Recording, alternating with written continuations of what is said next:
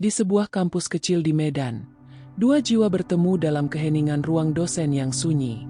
Dina, seorang dosen dengan luka lama yang tak pernah terucap, dan Raihan, mahasiswa yang menyimpan kesepian di balik senyumnya.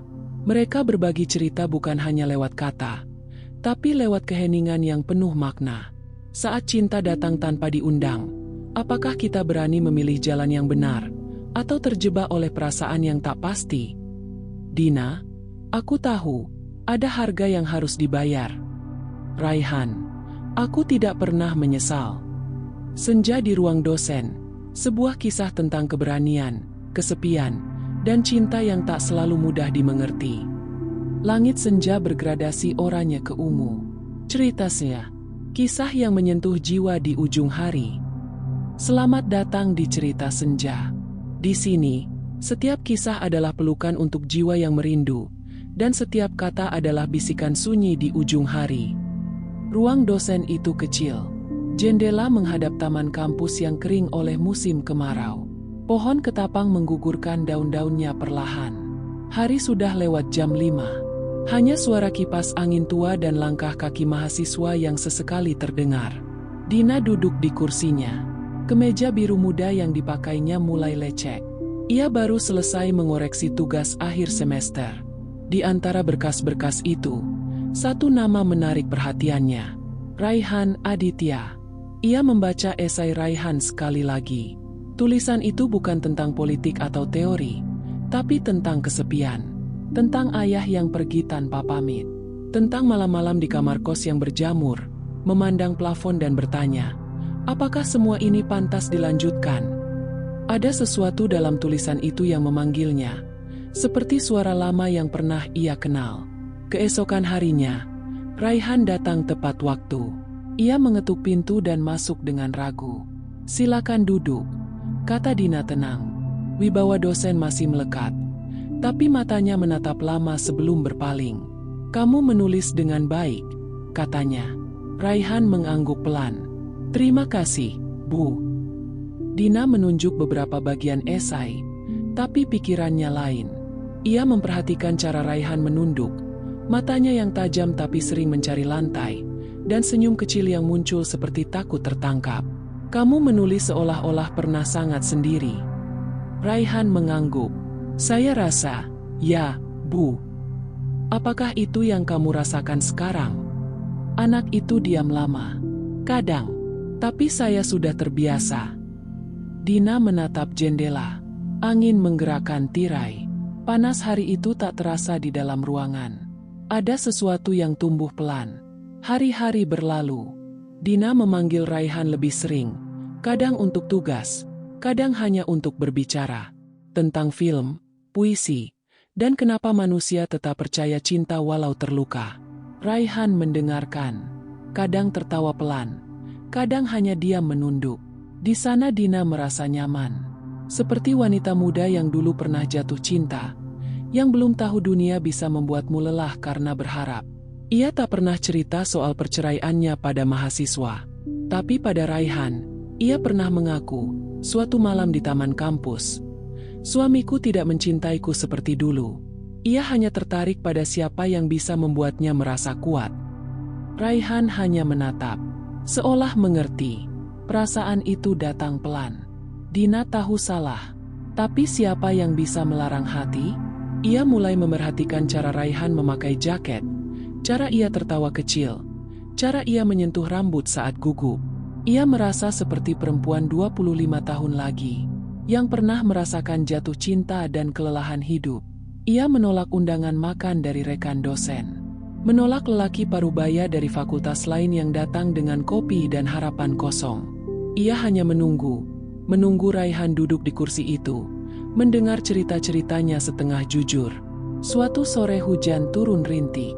Raihan datang terlambat, basah kuyup. Dina memberikan handuk. Kamu kenapa? Ketinggalan bus, Bu. Jalanan banjir. Saat Dina mengeringkan rambut Raihan, jarinya tanpa sadar menyentuh leher anak itu. Ada getaran kecil. Mereka diam. Kamu dingin. Raihan mengangguk. Mereka saling pandang. Ada ketegangan yang nyata, tapi penuh bahaya. Malam itu Dina pulang dengan kepala penuh pikiran. Ia menatap langit gelap dari jendela kamar. Hati bertarung antara keinginan dan rasa bersalah. Ia seorang dosen, wanita yang pernah terluka, dan kini tergoda pada seseorang yang jauh lebih muda, yang seharusnya ia bimbing, bukan cintai. Di kamar kosnya yang sempit, Raihan menatap langit-langit. Ia tahu sesuatu dalam dirinya berubah. Sesuatu yang membuatnya merasa hidup dan takut kehilangan kendali. Dina mencoba menjauh, mengurangi pertemuan, menghindar tatapan panjang.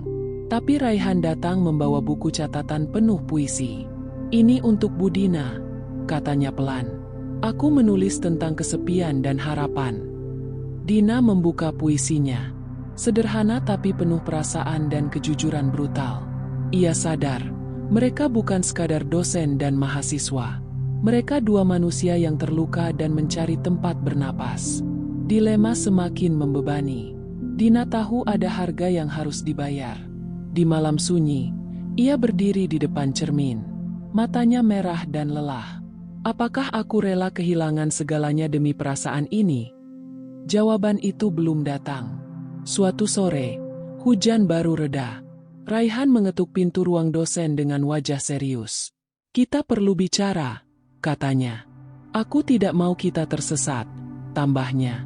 "Aku takut ini akan melukai kita berdua." Dina mengangguk. "Aku juga takut, Raihan. Tapi rasa takut itu membuatku merasa hidup dan mati sekaligus."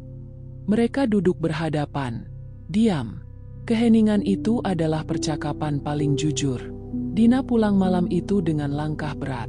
Di ruang tamunya, ia menatap gelapnya medan yang berkilauan. Kenangan cinta yang hilang, harapan yang patah, dan perasaan baru yang mengguncang.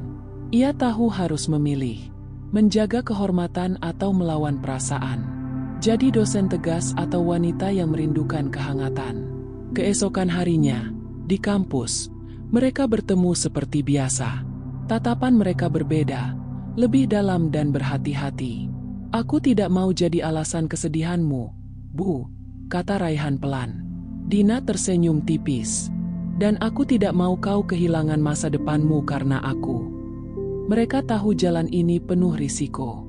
Tapi di balik semua itu, ada kenyataan sederhana. Mereka saling membutuhkan. Hari-hari berjalan di garis tipis. Mereka tidak pernah menyentuh batas lebih jauh. Tidak pula mengumbar kata cinta berlebihan. Hanya kehadiran, pengertian, dan keheningan penuh arti. Dalam setiap pertemuan, mereka tahu cinta bukan soal memiliki, tapi melepaskan. Suatu sore di bangku taman kampus, Dina berkata lembut, "Kita tidak bisa terus seperti ini, Raihan. Dunia di luar sana menunggu kita." Raihan mengangguk, sedih. "Aku tahu, Bu. Tapi aku tak pernah menyesal." Mereka duduk diam, merasakan angin yang mengibarkan daun kering di tanah. Cerita ini tidak berakhir dengan pelukan atau janji manis. Ia berakhir dengan keheningan yang berat, perpisahan yang tak terucap, dan pengertian bahwa cinta kadang paling nyata saat dilepaskan. Dina dan Raihan berjalan ke arah berbeda, membawa kenangan yang tak mudah dilupakan dan luka yang diam-diam menyembuhkan.